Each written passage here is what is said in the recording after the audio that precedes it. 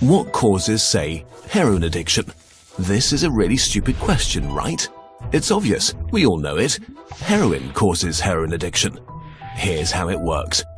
If you use heroin for 20 days, by day 21, your body would physically crave the drug ferociously because there are chemical hooks in the drug. That's what addiction means. But there's a catch. Almost everything we think we know about addiction is wrong. If you, for example, break your hip, you'll be taken to a hospital and you'll be given loads of diamorphine for weeks or even months. Diamorphine is heroin. It's in fact much stronger heroin than any addict can get on the street because it's not contaminated by all the stuff drug dealers dilute it with. There are people near you being given loads of deluxe heroin in hospitals right now. So at least some of them should become addicts. But this has been closely studied. It doesn't happen. Your grandmother wasn't turned into a junkie by her hip replacement. Why is that? Our current theory of addiction comes in part from a series of experiments that were carried out earlier in the 20th century. The experiment is simple. You take a rat and put it in a cage with 2 water bottles.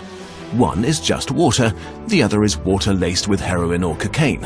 Almost every time you run this experiment, the rat will become obsessed with the drugged water and keep coming back for more and more until it kills itself. But in the 1970s, Bruce Alexander, a professor of psychology, noticed something odd about this experiment. The rat is put in the cage all alone. It has nothing to do but take the drugs. What would happen, he wondered, if we tried this differently? So he built Rat Park, which is basically heaven for rats. It's a lush cage where the rats would have colored balls, tunnels to scamper down, plenty of friends to play with, and they could have loads of sex.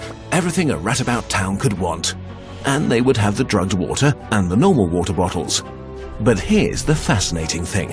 In Rat Park, rats hardly ever use the drugged water. None of them ever use it compulsively. None of them ever overdose. But maybe this is a quirk of rats, right? Well, helpfully, there was a human experiment along the same lines, the Vietnam War.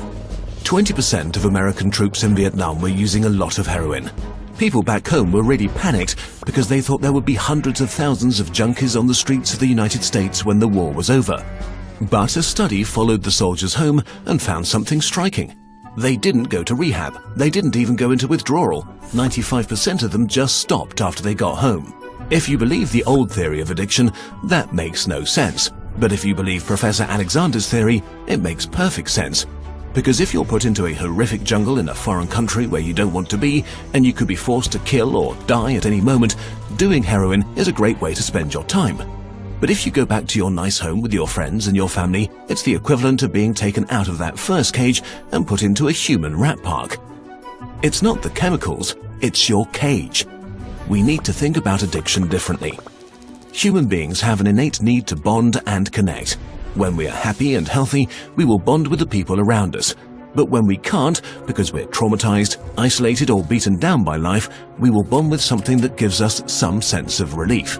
It might be endlessly checking a smartphone, it might be pornography, video games, Reddit, gambling, or it might be cocaine. But we will bond with something because that is our human nature. The path out of unhealthy bonds is to form healthy bonds, to be connected to people you want to be present with. Addiction is just one symptom of the crisis of disconnection that's happening all around us. We all feel it. Since the 1950s, the average number of close friends an American has been steadily declining. At the same time, the amount of floor space in their homes has been steadily increasing.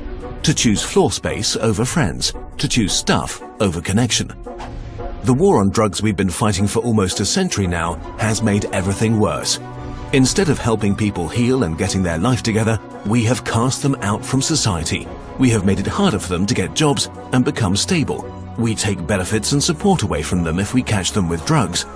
We throw them in prison cells, which are literally cages.